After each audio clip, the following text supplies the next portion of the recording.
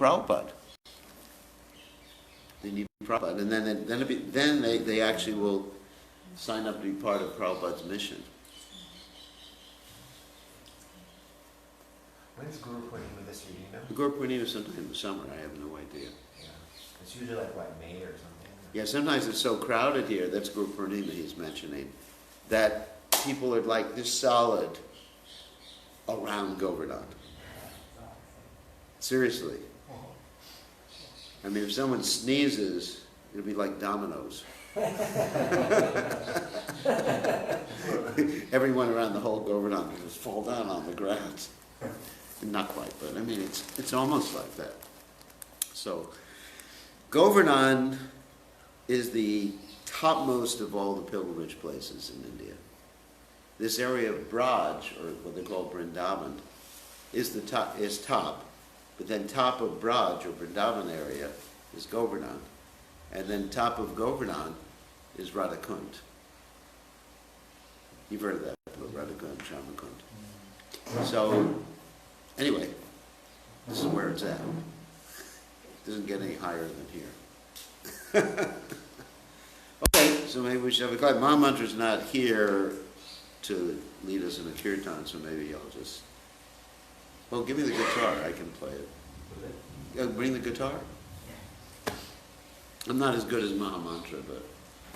You still want to go see the place with the tail? Yeah, you actually go see it. Half the people do go on the inner path, so we miss half the people, maybe a third of them go there. Yeah. But if you want to do something there.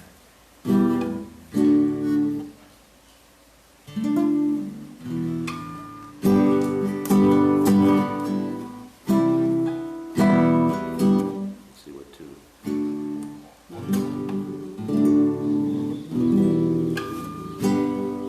Okay, here's a song I wrote. It's not Hare Krishna. This is called Nitai Gaur Radha Shyam Jai Krishna Balaram. But the chanting Hare Krishna you can follow, but the other words are English. Nitai Gaur Radha Shyam Jai Krishna Balaram. Nitai Gaur Radha Shyam Jai Krishna.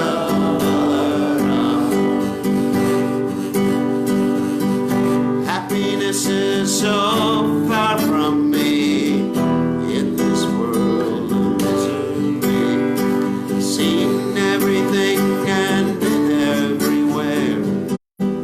All one sees is despair. Nitai Gaur Radha Shyam Jai Krishna Balaram. Nitai Gaur Radha Shyam Jai Krishna Balaram. When Prabhupada from Goloka came to give us Krishna's holy name. Prabhupada from Goloka came to give us Krishna's holy name. Sent to us by Lord Chaitanya, he came to give us Premananda. Sent to us by Lord Chaitanya, came to give us Premananda. Chant Hare Krishna and you'll be free, and leave this world of misery. Chant Hare Krishna and you'll be free, leave this world of misery. Chant Hare Krishna and you'll be free, and live with Krishna eternally. Chant Hare Krishna and you'll be free, and live with Krishna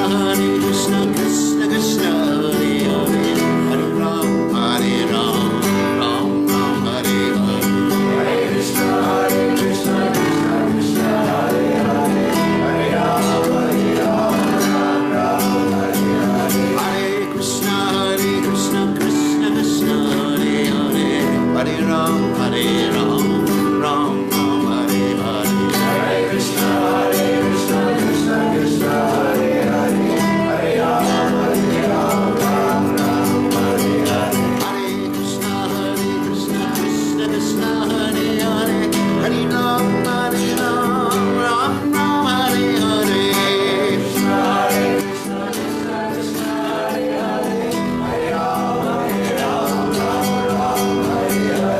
Hare Krishna, Krishna Krishna, Hare Hare, Hare Ram, Ram Ram, Hare Hare.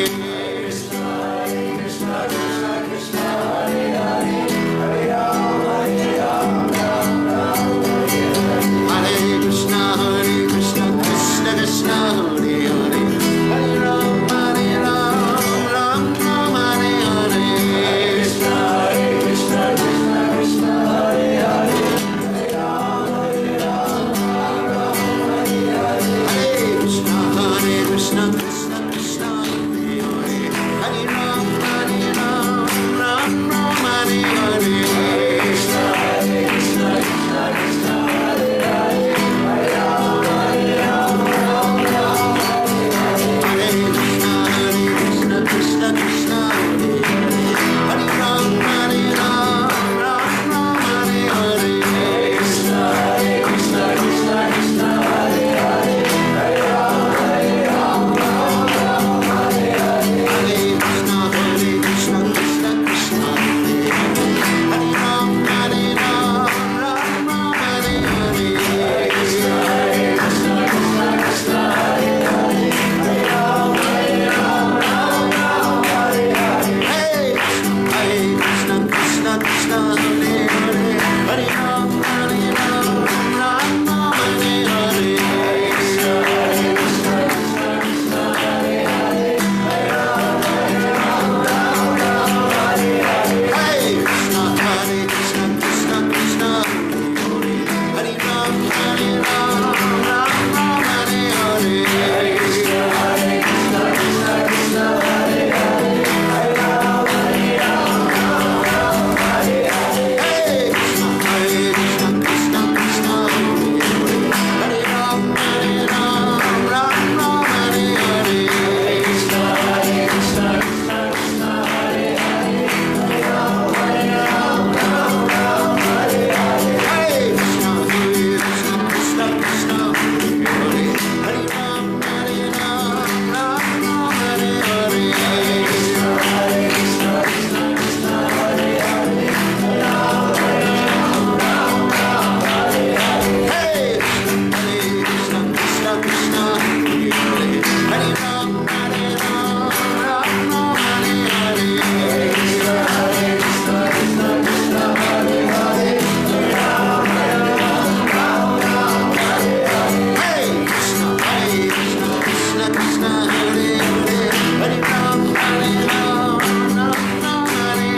Ram, Ram Hare Hare. Hey, Krishna, Krishna Krishna, Hare Hare, Hare Ram, Ram Ram, Hare Hare. Krishna, Krishna Krishna, Hare Hare, Hare Ram, Ram Hare Hare. Hey, Krishna, Krishna Krishna, Hare Hare, Hare Ram, Ram Ram, Hare Hare. Krishna, Krishna Krishna, Hare Hare, Hare Ram, Ram Hare Hare. Chant Hare Krishna and obey Hare, and live with Krishna eternally. Hare Krishna and obey Hare, and live with Krishna eternally.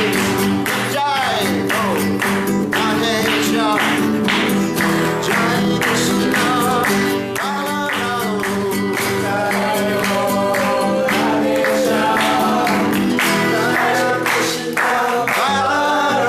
Balaram.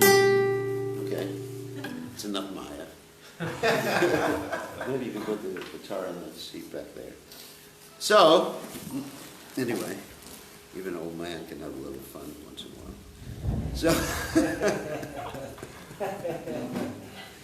So what we were doing is we were reading from the Nectar of Devotion, Prabhupada's book, based on the Bhakti Rasamrita Sindhu of Srila Rupa Goswami. And we were talking, just to give an introduction to something who weren't here before, we were talking about emotions, which are, in Sanskrit are called bhavas. And there's different varieties of emotions, and there's different categories of emotions, and it's different, let's say, manifestations or whatever of emotions. So let me describe it real briefly, because devotees here heard this before. There's vibhava emotions, that means which stimulates an emotion. Probably remember this from yesterday or the day before. Like when someone sees a peacock feather, it reminds them of Krishna, and then they faint in ecstasy. And then things like that, or seeing Krishna, that he definitely stimulates an emotion. Oh, if you hear Krishna playing the flute. And then after that, there's anubhava, the voluntary things you do, or you have some control over, maybe not complete control, when you get stimulated, emotionally stimulated. Things like dancing and rolling on the ground, and foaming from the mouth. And then there's what's called the asta sattvika bhava, means these emotions that are actually pretty much always there with you. And sometimes they're manifest, sometimes they're not.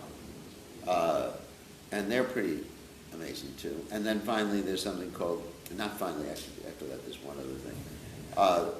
Then there's the vyabhachari bhava, which is like intermittent ecstasies that are completely uncontrollable.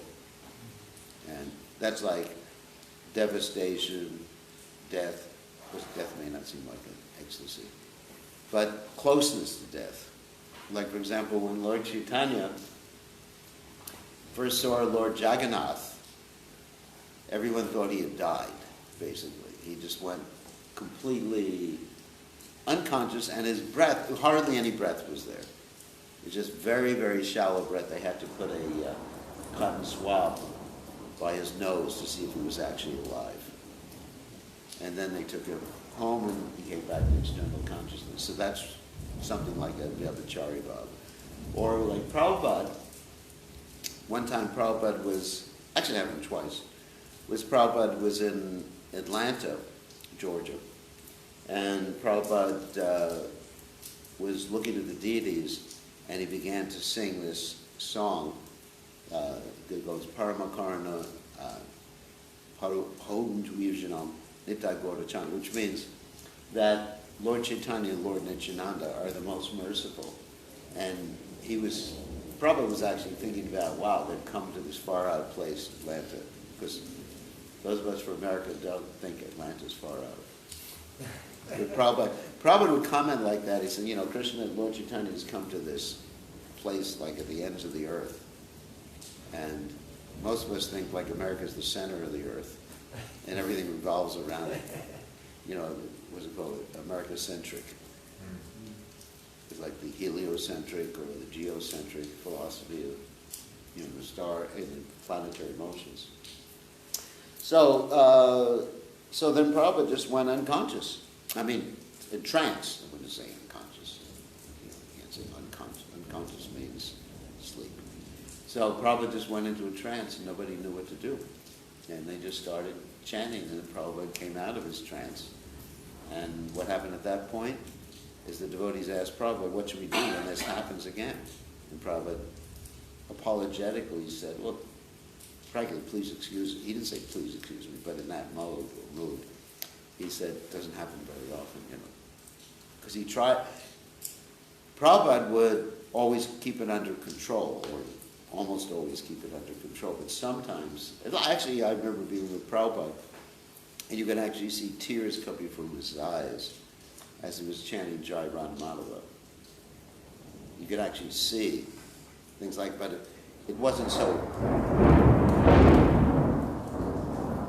my God. This is my grandfather's angry with me. So anyway, so it wasn't so apparent unless you really, because what I would do is when Prabhupada would be giving class, I wouldn't sit in front of him, I'd sit behind him, stand behind him. And I could watch everything. And he wouldn't watch me. Anyway, because it was actually intense. When you were sitting in front of Prabhupada, if you looked at Prabhupada, which you naturally would do, he'd look at you and it was like he was looking right into your soul. It was like, oh my God.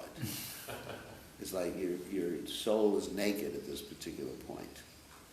And he sees everything, he sees what a rascal. So to avoid Prabhupada seeing what a rascal I was behind him. And I don't think he ever like, what's that happening behind me? You know, right by the shoulder. I never told that story before, how I did that.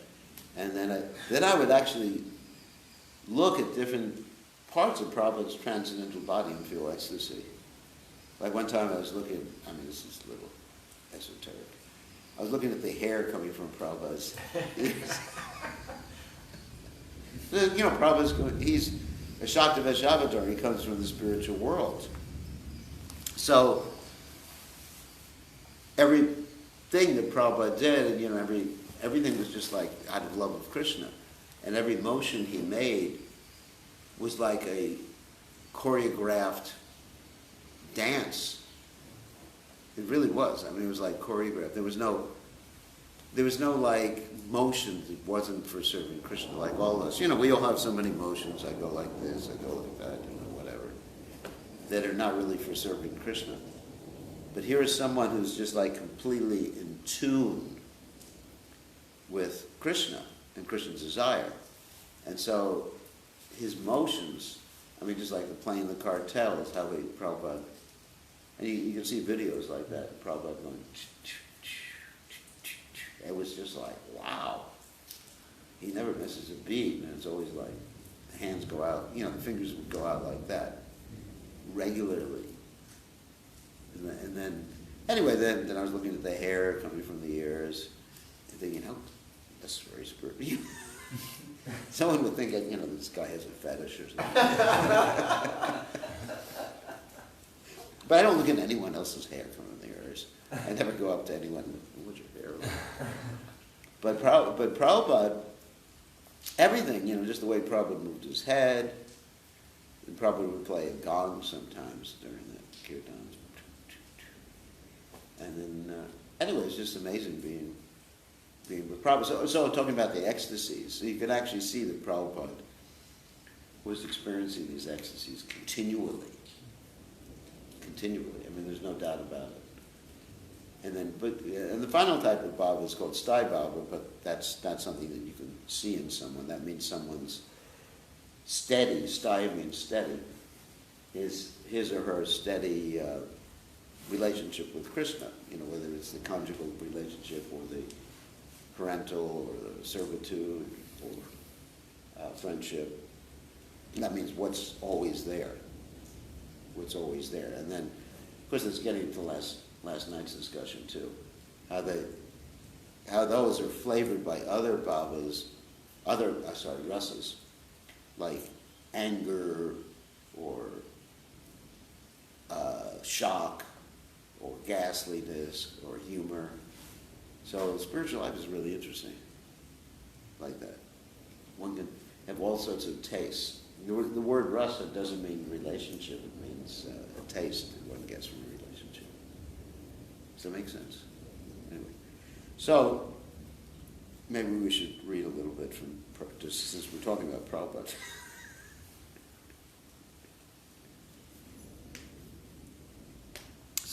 So here we're going to read about some of the different emotions and examples of those emotions. Time goes quickly. So Om Gana Timirandasha Gadanjana Shlakaya Chakshur Meditam Yenitasmai Shikarve Namaha. So first we talk about pralaya. Pralaya is what's called devastation and happiness. In other words, you're so happy you feel devastated. I mean, like you see, sometimes there's contradictory emotions. When one emotion becomes so intense, it brings out its opposite.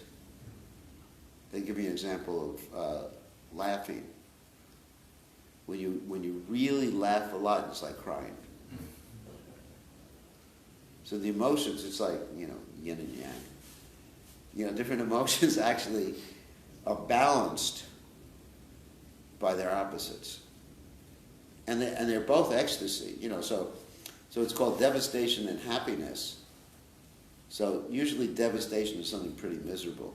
Like if someone says to you, I'm devastated. It's just like, what happened?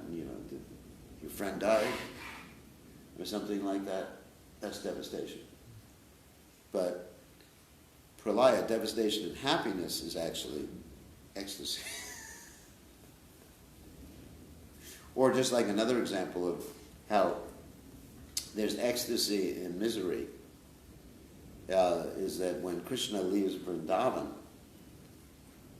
and the associates, his gopi associates, are bereft of his association, then they're feeling so pained that a moment's separation from him, according to Lord Chaitanya, is like a yuga, like an unlimited amount of time.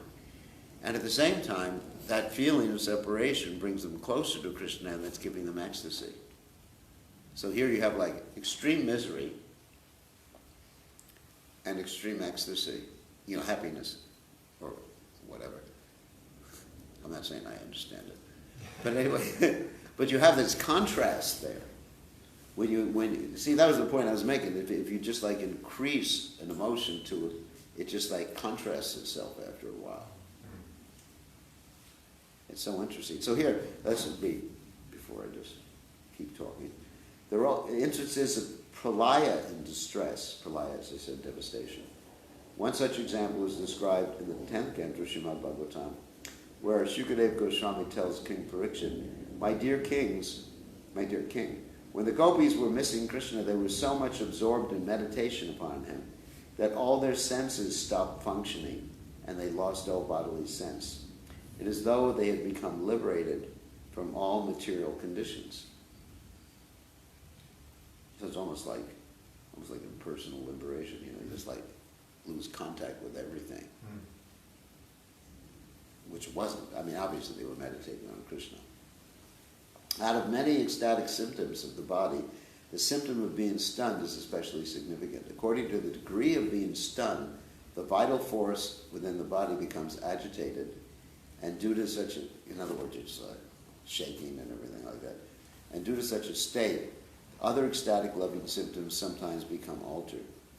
These transcendental ecstatic symptoms gradually develop, and in the course of such development, they're sometimes called smoky, sometimes called blazing, and sometimes called shining. The 3 degrees experienced for many years and extend. Wow, these three degrees are experienced for many, many years. Think about that. And extend to different parts of the body. Unlike the shedding of tears and faltering of the voice, the condition of being stunned is spread all over the body.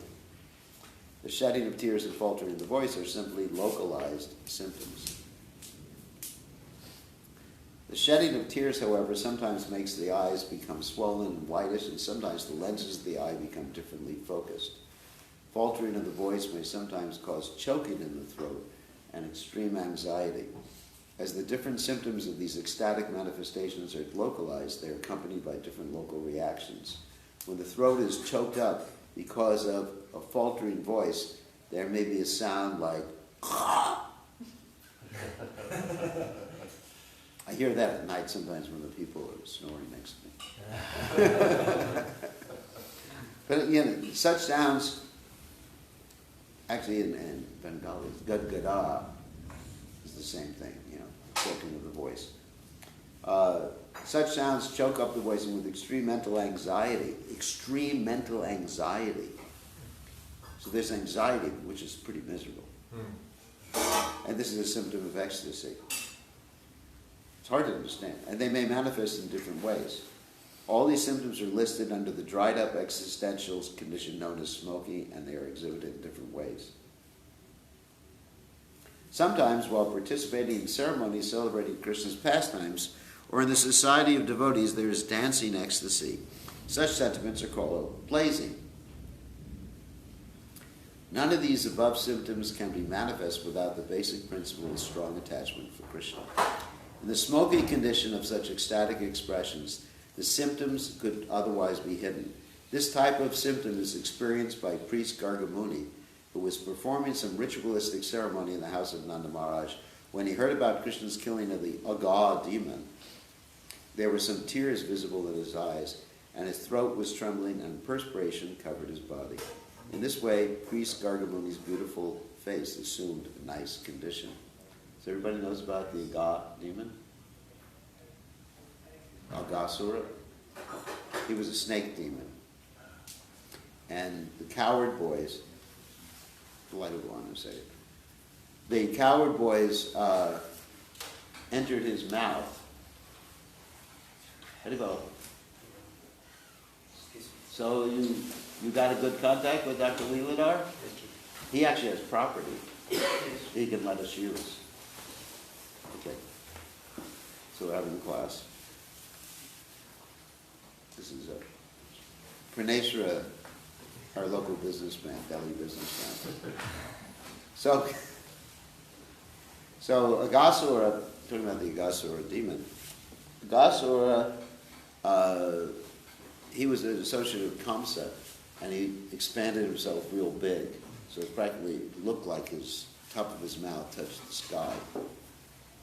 And then the coward boys, having faith in Krishna, went into the mouth of the Agasura demon, to his stomach and mouth and everything.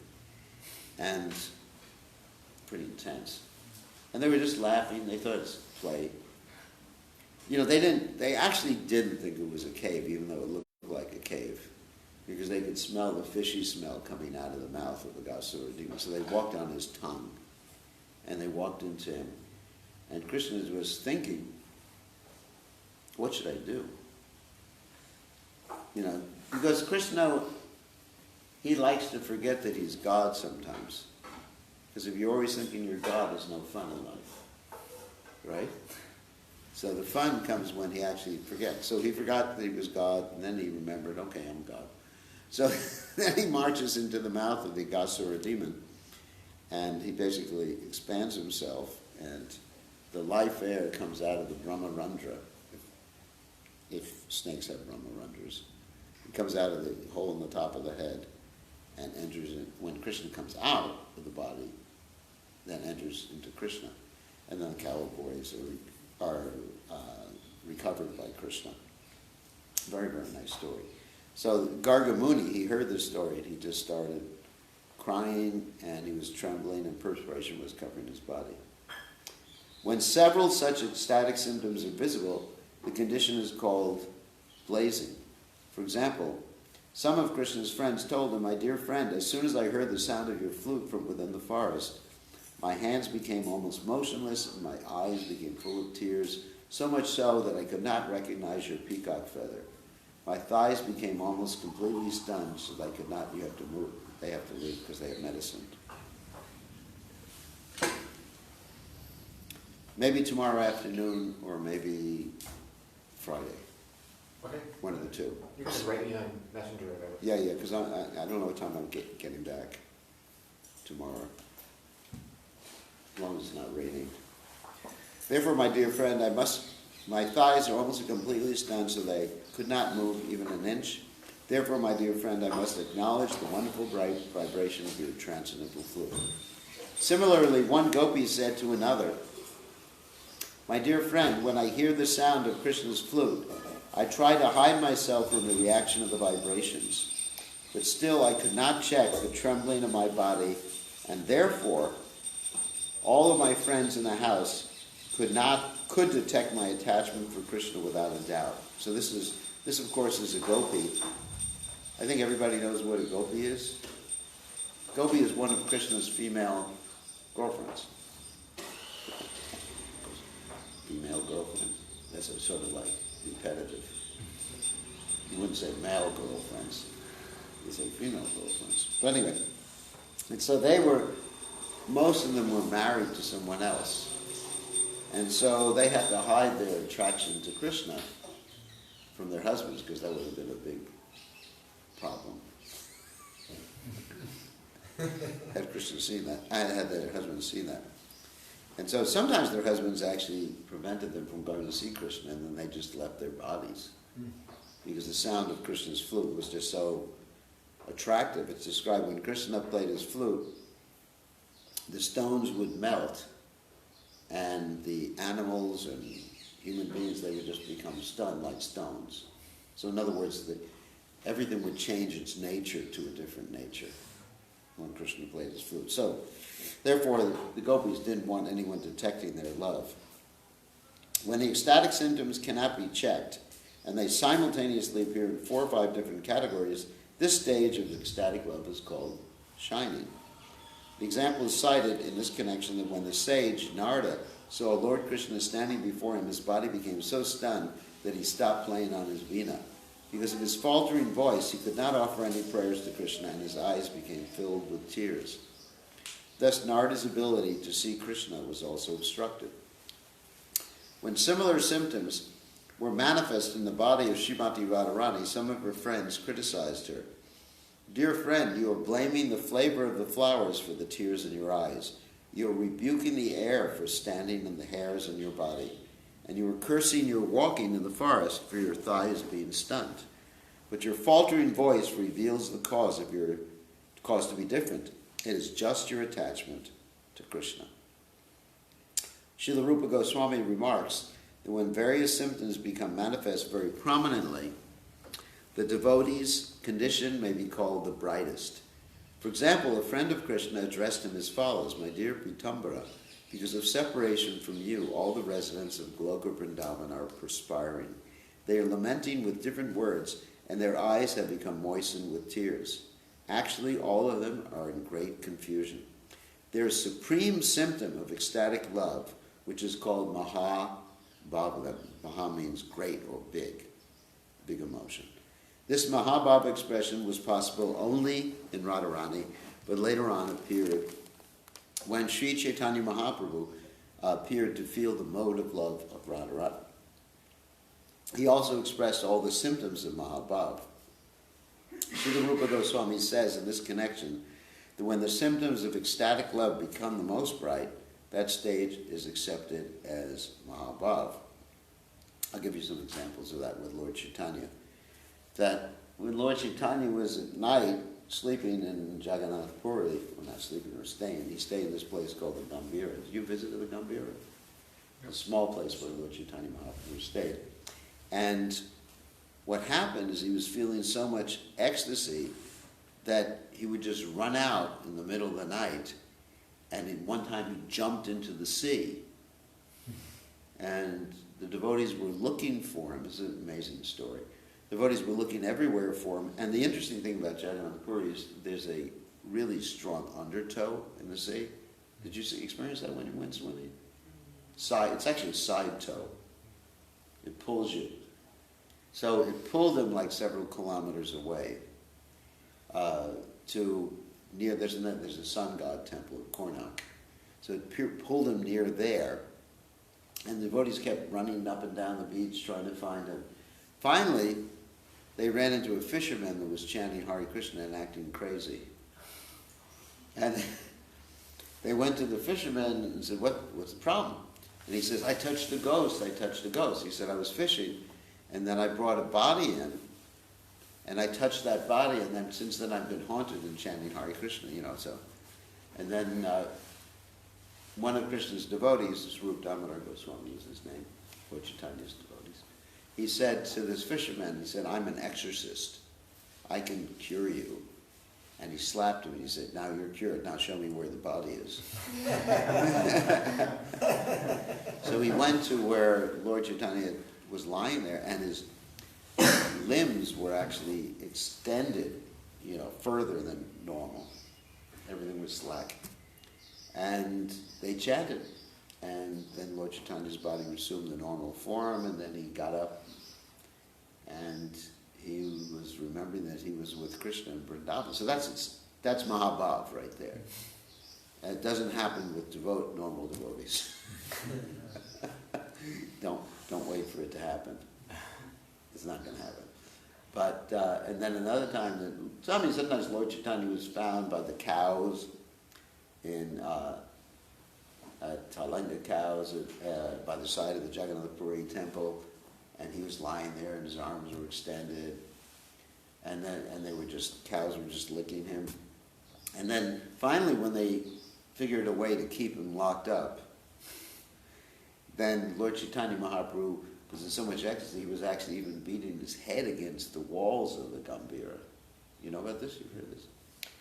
And then they had to station a devotee inside to just like be awake all the time, where Lord Chaitanya Mahaprabhu would rest his feet on, so if Lord Chaitanya Mahaprabhu moved, the devotee would get up, and just to protect Lord Chaitanya.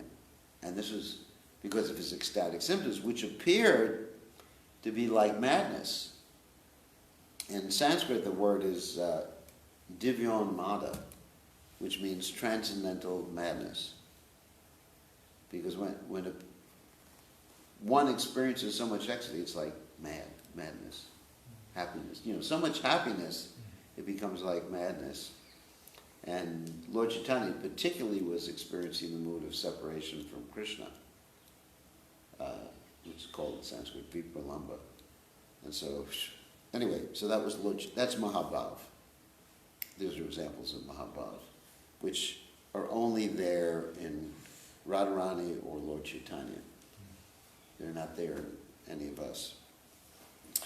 So Srila Rupa Goswami further analyzes the ecstatic loving expression into 4 divisions, which are called sattva bhasa.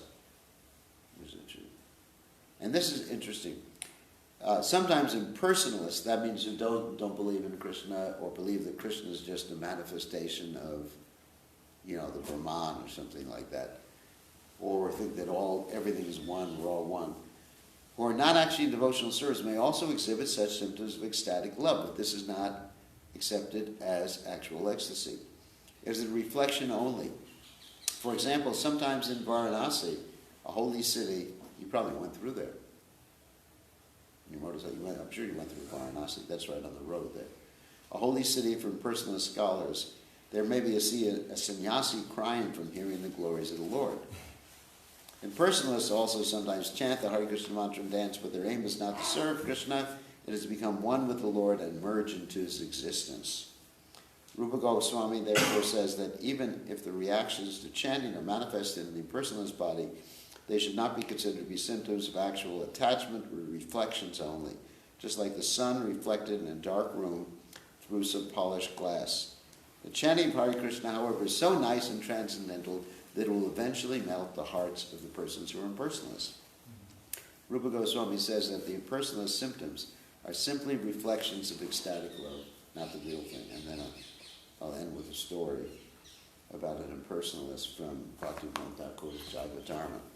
Once upon a time, there was this sannyasi impersonalist in Varanasi, and he was completely self-realized on the Brahman platform. But he wasn't happy. He was just sitting there chanting, Aham Brahmasmi, Aham Brahmasmi. And he didn't know, he was absorbed in Brahman, and so he wasn't suffering because he was relieved of all the material miseries, but he still wasn't in ecstasy.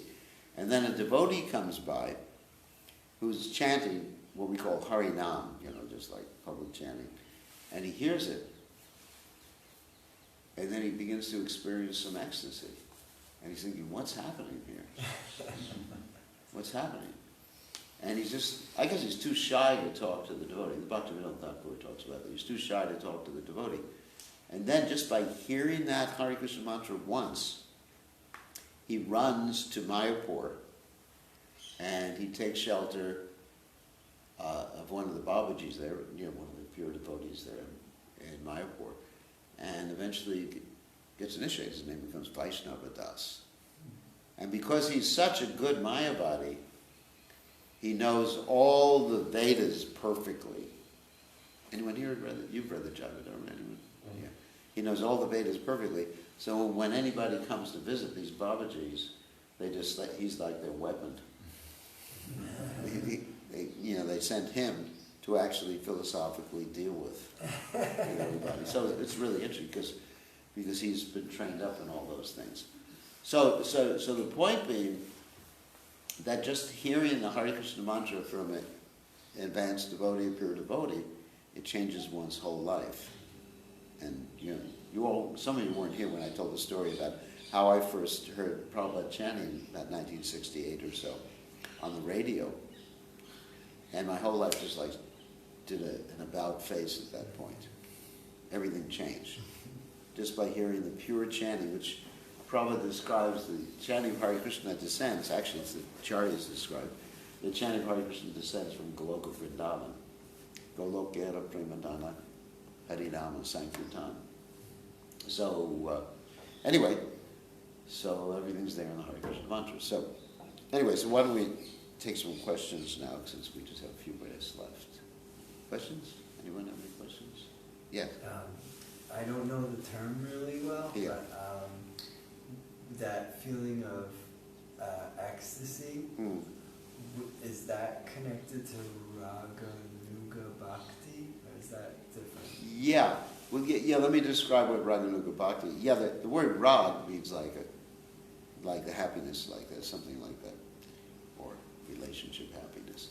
But so there's different levels of bhakti. In the beginning, there's something called sadhana bhakti. Is the beginning. Sadhana means you practice. I mean, that's after you get into bhakti. Actually, Rupa Goswami and Lord Chaitanya Mahaprabhu give this whole hierarchy of different stages. Ado, Shraddha, Tatha, Sadhu, Sangota, Bhajana, Kriya. The first thing is that one gets initial interest because they have gotten some good association.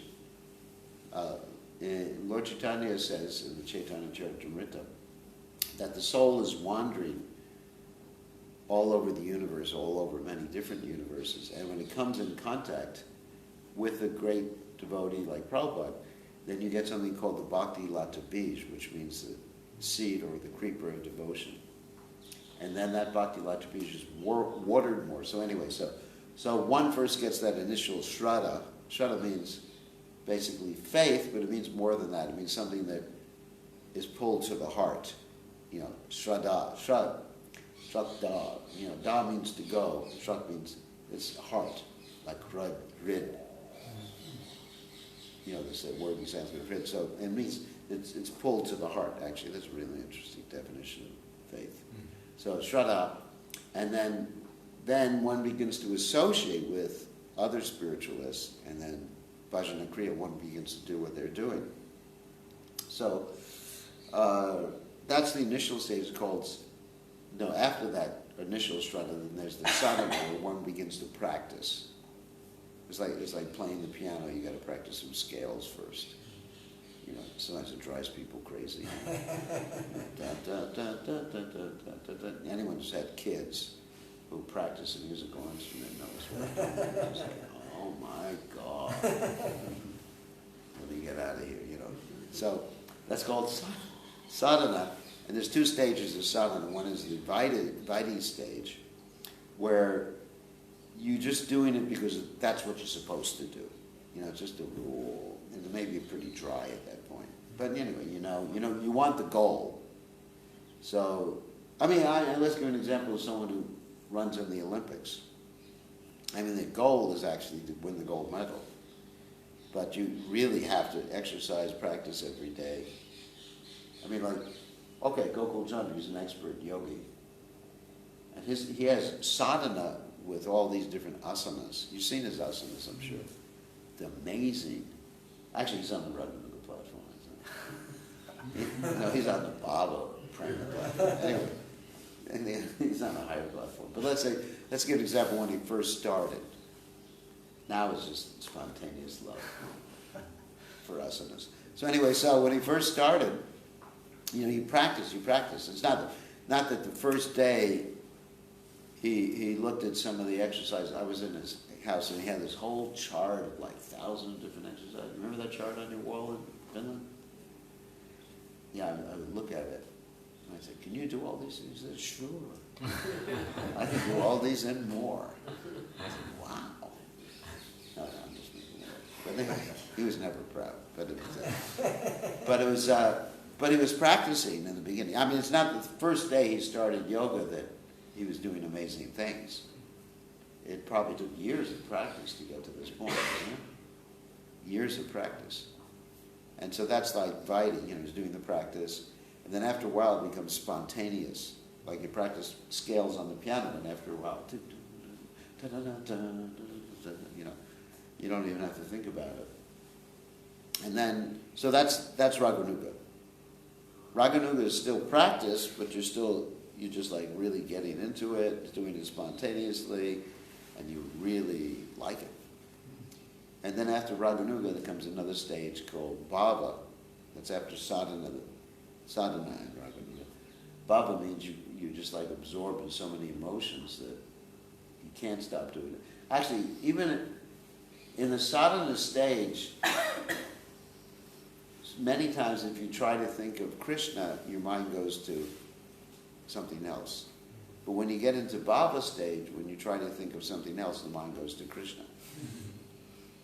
Like if you're a businessman, like Praneshwar. I try to get him to think about business sometimes, you know. I keep telling him, I said, if you're a businessman, you got to make a lot of money, you know, like Prabhupada said, shoot for a rhinoceros. He says, no. Love, peace, Krishna. So his mind automatically goes to Krishna, but it's really not so good for him. So that's a higher stage. So, and then after that, there's prema, which one? In other words, in prema, there's no chance of thinking of anything else but Krishna. So Raganuga, yeah. So that's the Raganuga stage. But even in the beginning stage, you can experience relief from all distress, an auspicious life, and then gradually you get, you know, transcendental happiness and things like that. And then when on the higher stages, your love actually attracts Krishna, controls Krishna. That's in the higher stage. And in the beginning stage, you can still attract Krishna's attention, but you can't control him. But in the higher stage, you actually control Krishna. Like Arjuna in the Bhagavad Gita, he was controlling Krishna, just telling Krishna, all right, go here, go here. Krishna was it's called Parthasarthi, which means Krishna was his chariot driver. It's nice. Any other questions before we take prasad? It's nice to see all these nice new faces here. So you're staying in Vrindavan, and tomorrow we're just going to visit some people in Vrindavan tomorrow morning. And the next day, hopefully we'll get time to do parikrama, because Friday's our last day here. And maybe you can join us for parikrama on Friday morning. That'd be amazing. We start at 6 o'clock in the morning, and we walk pretty fast. I heard you guys walk very fast. Yeah. Mood is walking fast. We try to Yeah, follow. when I'm not with them, they walk slow. Like they went to some place without me today, and I was waiting for them for like hours. You guys. He went to Nardakund, and I was like, when are they coming, you know? Call them on the phone, you know?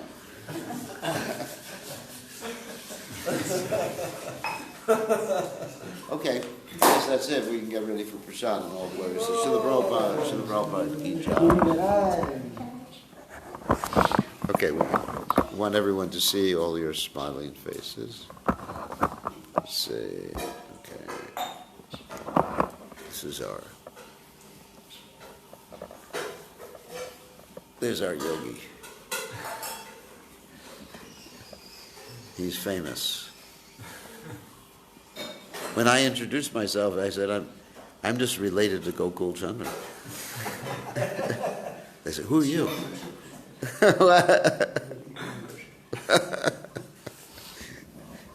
Okay, definitely Krishna West.